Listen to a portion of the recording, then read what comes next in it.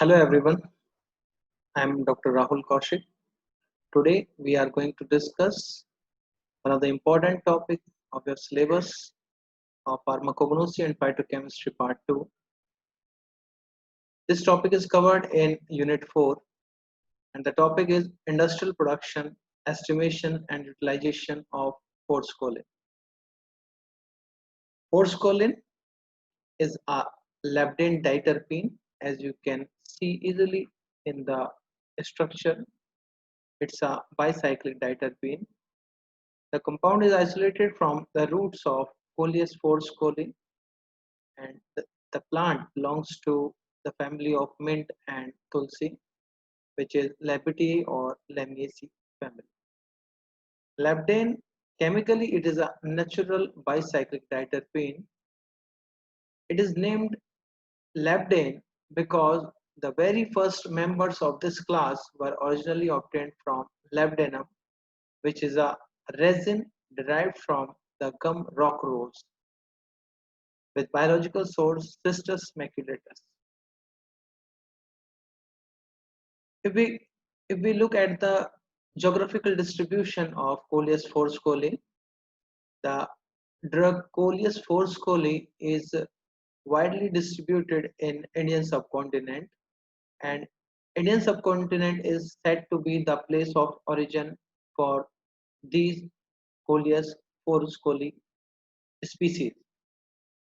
Apart from India, it is also distributed in adjoining countries like Nepal, Bhutan, Myanmar, Burma, Sri Lanka, Pakistan, etc.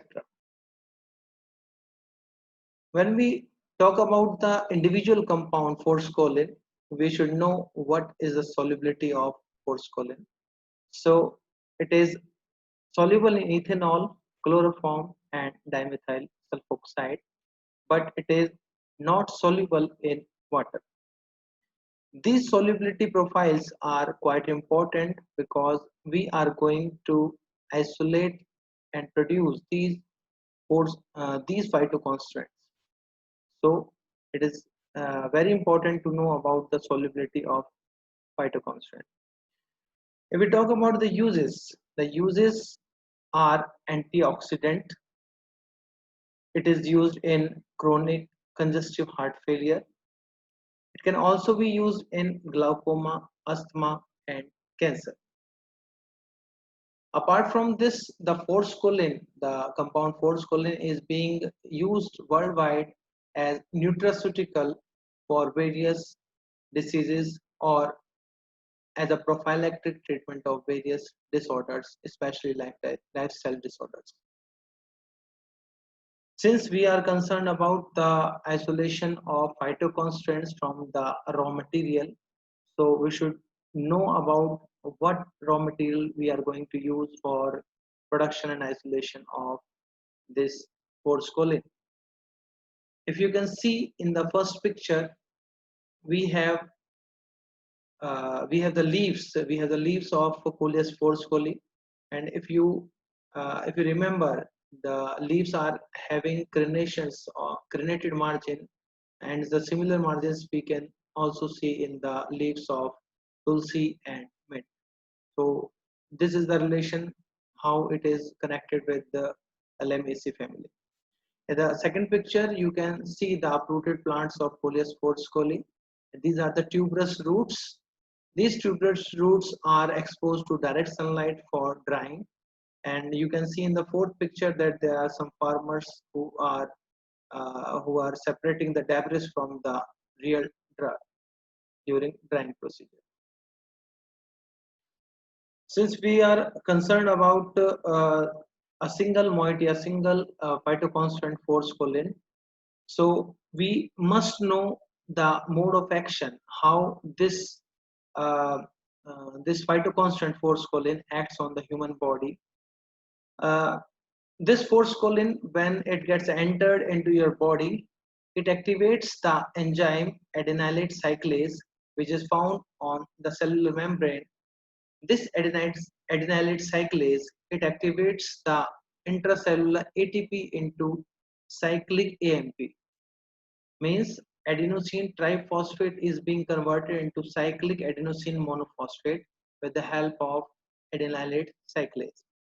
And this increased concentration of CAMP inside the cell, it helps in, or it you can say it have beneficial effects on the diseases like cancer, obesity, heart failure, asthma, psoriasis, and glaucoma. If you see the mode of action in the second picture, you can easily see that forskolin activates the adenylate cyclase, which in turn increases the concentration of cyclic AMP, which causes bronchodilation, prevents platelet aggregation inside your blood vessels. It shows positive inotropic action in the heart muscles. It shows anti-glaucoma effect on your eyes and reduces blood pressure as well as inflammation. As we have seen in the first slide that this is an excellent antioxidant. So the antioxidant action can be associated with positive effects of this drug in a large number of or in a large variety of diseases. So coming to the production of forskolin, we have got a large number of methods for defining the production of forskolin. So we have covered two production methods for forskolin here in this presentation. The tuberous roots which we have seen in the pictures after drying, they are crushed into or pulverized into small granules. This forskolin powder granules is extracted in the crude form using methanol as a solvent in the Stockslett apparatus. Since it is insoluble in water, so here it is important to remember or to know that the solubility of forskolin in which the solvent uh, we have to use must be like that in which most of the or maximum concentration of forskolin can be extracted. The methanolic extracts is then concentrated and to which a chloroform is added in a separating funnel. The combined mixture is kept in separating funnel to which equal volume of water is added to separating funnel and shaken well. During shaking, you can see that a polar layer and a non-polar layer separates out. The polar layer, which is water, it accumulates at the top because the chloroform which we have added in the methanolic extract, being heavier, it settles down at the bottom of the separating funnel. So it is allowed to settle down, and the chloroform layer is then separated in a beaker. Then the water treatment or what the water washing is repeated 2 to 3 times, and every time the chloroform layer collected. All the chloroform fractions which we have collected are mixed and concentrated on rotary vacuum evaporator.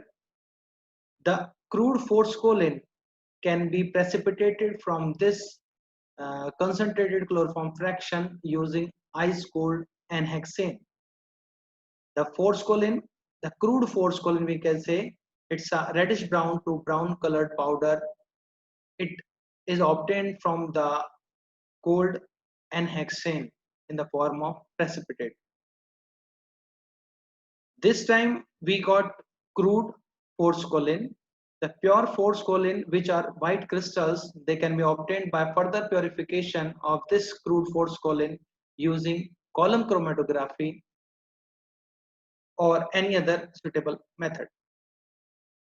There is another method for the production and isolation of forskolin, and it is through the plant tissue culture.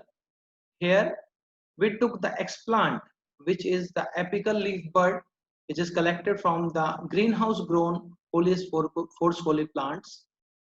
The explant is then washed with 1% T-pol, which is a detergent, for 15 minutes in order to remove the dirt or dust particles from the surface of the leaves. The leaves are then disinfected using 0.05% mercury chloride containing 2 drops of twin 20 for 20 minutes for 8 minutes. and after disinfection with the chemicals, the explant has to be rinsed with sterilized distilled water for 3 to 4 times. The sterilized explant is then trimmed into small pieces of about 1 centimeter square size and then inoculated on Murashiji Skoob agar media, which is supplemented with 30 grams per liter sucrose and 0.5 gram per liter kinetin. These are additional nutrients which we have to add. The callus culture thus obtained is incubated at 25 degrees Celsius under a photo period of 16-hour light and 8-hour darkness, and then subcultured at intervals of every 4 to 5 weeks. After 6 subcultures, the light green colored callus, since we have used the leaves as an explant, so that due to the presence of chlorophyll, the callus appears as green colored. It was then again subcultured to fresh Murashiji and Skoob media devoid of plant growth regulators like that we have added previously, sucrose and kinetin.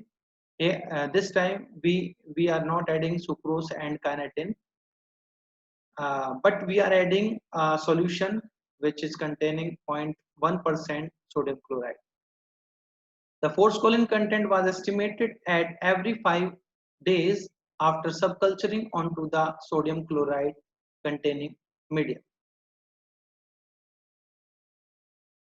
The freeze dried callus which we have obtained in the subculturing in sodium chloride solution, 0.2 gram dry weight, was extracted with 10 ml of methanol for 24 hours and filtered.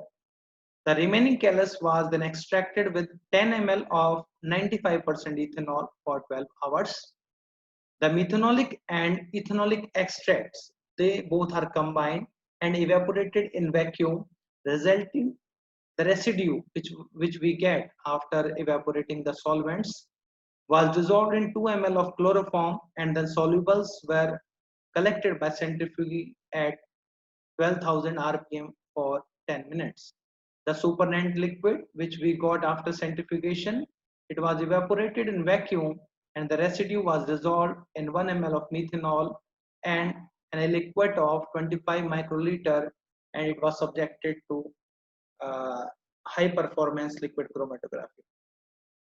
There are certain conditions for high performance liquid chromatographic analysis of forskolin, where we use C18 reverse phase column chromatography, reverse phase column with the mobile phases like acetonitrile and water in a ratio of 65:35, which is adjusted to pH of 2.5 using orthophosphoric acid under isocratic condition at a flow rate of 1 ml per minute. Forskolin was detected by measuring the UV absorption at 202 nanometer and compared its retention time with that of the standard sample in order to verify the identity of the peak. Here I am showing you uh, some glasswares or some apparatuses which we have used during the isolation of forskolin. So first apparatus or first assembly is of soft slate apparatus. As you can see from the picture, it is composed of 3 main parts: a condenser, an extractor, and a mantle supplied with heat source. So the drug is packed in the extractor in the form of thimble, and the solvent is kept in the round bottom flask at the bottom. At the top, we attach the condenser with a mechanism of cold water, inlet of cold water and outlet of hot water. What happens during extraction? We pack the drug in the thimble. Then as you supply the heat, the solvent in the round bottom flask, it get evaporated and it transferred to the extractor through the side tube. Here in the extractor, it tries to escape from the extractor, and since they are vapors, they tries to go upward, and as soon as they reaches the condenser, the inner portion of condenser, they get, due to the cold water inlet, the vapors get condense in the form of droplets. These droplets, they fall on the drug packed in the extractor, where it comes in contact with the drug and extracted, and the phytoconstants are extracted out. There is a special arrangement of a tube which is called as siphon tube. It is attached in the extractor, through which the excess of the solvent extracted, uh, solvent or the solvent with the extract, it comes again downward to the round bottom flask. Next, moving on to the another apparatus, which is separating funnel. Here, this apparatus is used to separate two immiscible liquids or the liquids with different densities. What happen? Your drug, the phytoconstant. If your phytoconstant is in one liquid or solvent, and you want to, uh, and it is quite not very soluble, and you want to isolate it from this solvent to another solvent which is having a more solubility, then you can add another solvent which is having a variable density from the previous liquid, and in this way the liquid or the solvent which is heavier, it settles down, and the liquid which have low density, it remains at the top. In this way you can separate the two immiscible liquids or two liquids with different densities. Next apparatus is rotary vacuum evaporator. It is one of the most important tool, or you can say apparatus we use in the phytochemistry. Here we can use it, this evaporator, to retain our solvent without damaging the phytoconstant. Actually, phytoconstants, they are thermolabile and they get destroyed at a high temperature.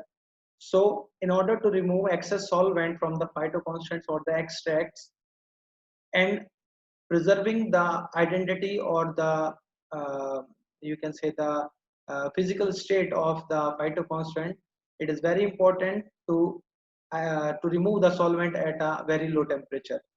So here what happened, we apply heat to the round bottom flask which is attached in here in the right side, and we supply the uh, heat with the help of steam to this rotating round bottom flask, and this flask is attached to a assembly which is supplied with a vacuum as well as a condenser. Here what happened, the solvent, due to the low pressure or due to the vacuum, the solvent gets vaporized easily at a very low temperature, and as soon as it reaches the condenser assembly, it starts the vapors start condensing, and the condensed liquid can be collected into the collector round bottom flask.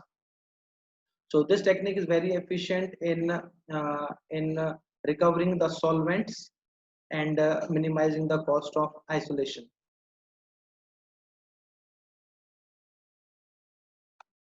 So if we look at the physical properties of this forskolin, uh, physically, if you can see in the left side, we have the raw powder of Coleus forscoli, and after primary extraction procedures, we got the crude forskolin in the form of yellowish brown powder, and after column chromatography, we can get the purified forskolin in the form of white or white powder.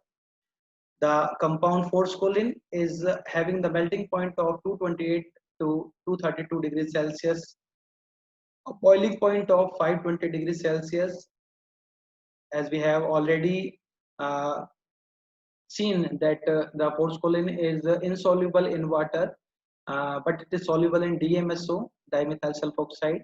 And uh, if you want to see the stability, you can preserve a sample of 5 mg forskolin per ml of DMSO for at least 6 months at room temperature. But when you are storing it in an intact form, in the form of powder, so you should know the storage temperature, which is minus 20 degrees Celsius for forskolin.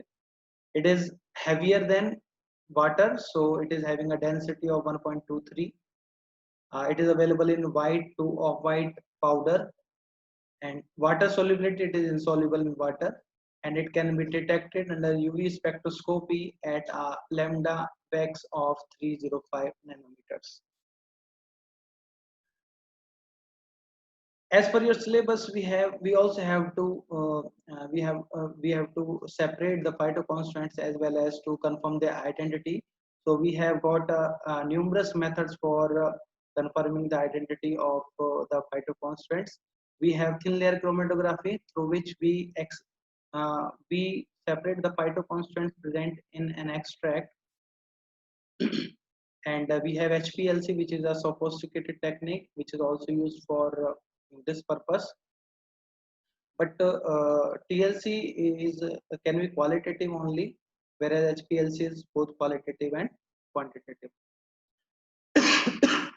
In TLC, we use benzene methanol as mobile phase in the ratio of 9:1. Detection can be made at long wavelength under UV radiations. The forskolin is isolated at RF value of 0.25. Sample was prepared 1 mg per 50 ml and 1 mg per 50 ml of methanol, whereas standard also prepared as 1 mg per 25 ml methanol. In HPLC, we have used the column HIQ is the brand name, silica column C8 column we have used. There are two types of columns, C18 and C8 column. The 8 and 18 depicts the number of carbon in the polymer which is coated on the silica particle. The size of the column is 25 into 0.46 centimeter with a pore size of 5 micrometer. We used mobile phase acetonitrile water in a ratio of 1:1, and the pH was adjusted to 3 with the use of formic acid. The flow rate in the column was maintained at 1 ml per minute with 20 microliter of injected sample volume. The UV detector is set at 210 nanometer for detection of forskolin, and under these settings we obtain the retention time of forskolin at 12.4 minutes. We got the highest peak of forskolin at this particular wavelength or this particular time.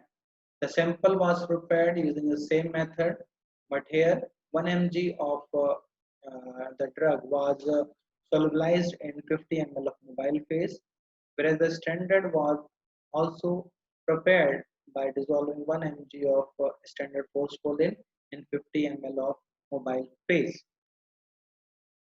There is another sophisticated and highly efficient technique for the natural products or the phytochemical analysis. It is called as high performance thin layer chromatography. This technique can be used for both qualitative and quantitative analysis of phytoconstituents present in a complex mixture of complex extract of complex mixture extract. Here you can see Camag Linomet 4 automated TLC applicator. Camag is actually the company which is making these HPTLC machines. So we can use Camag applicator, Camag twin trunk glass chambers, and TLC scanner, which is equipped with Camag WinCats core software, which can be used to automatically calculate the quantity of the phytoconstituents present or RF of the phytoconstituents present in the extract or mixture of compounds. The study was carried out at 27 degrees Celsius and at relative humidity. The chromatographic conditions we have maintained during analysis of forskolin extract. The stationary phase we have used is pre-coated silica gel 60 F254 HPTLC plate. 60 is the size of the particle. F is the fluorescent material which is added to the silica to make the background fluorescent at 254 nanometer of UV radiation. We have applied the sample using nitrogen gas, which is an inert gas. Mobile phase, we have used toluene ethyl acetate methanol in a ratio of 9 is to 3 is to 0.05 volume by volume for visualizing the Forskolin spot. We have saturated the chamber for 10 minutes and the total run time was 25 minutes at room temperature. The mobile phase was ran to a distance of 8 centimeter from the point of application. We have derivatized the plate, the isolated constituents using anisaldehyd sulfuric acid reagent, which was sprayed on the HPTLC plate and dried in hot air oven at 105 degrees Celsius in order to obtain the separated compounds view. If you can see in the picture, these are the HPTLC chromatograms of Coleus Forskolli at 366 nanometers. If you can see in the picture, we have used the markers Forskolin and the samples S1 to S12. So we can see clearly from these figures that the concentration of the phytoconstituent Forskolin can easily be detected in all the samples of the Coleus Forskolli at 366 nanometer or the long wavelength. If we can see, under visible light or under normal condition or daylight, after derivatization, the plate looks like that, and you can easily observe a purple spot or purplish blue spot on the plate of Forskolin and isoforskolin, and these spots are also detected in the samples of Coleus Forskolli.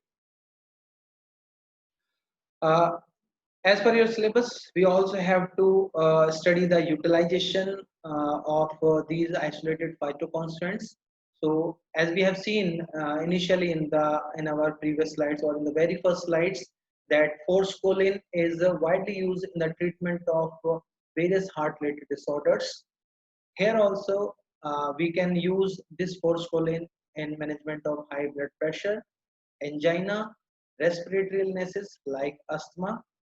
We can also employ forskolin for management of allergies, eczema, psoriasis, painful menstrual periods, urinary tract infections, cancer, sexual problems, insomnia, and epilepsy or convulsions.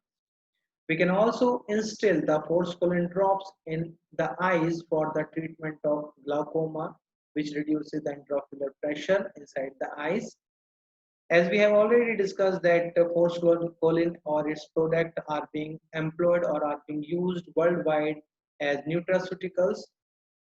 It is also it is also used as sports nutrition for muscle buildup and a source of energy for athletes. It is also used in various lifestyle disorders like in the treatment of obesity, in the management of your cholesterol levels, and as a dietary supplement. So thank you so much. Thank you very much. If you like this video, then you can subscribe us on our YouTube channel, which is Ramesh Pharma. It is available with this link.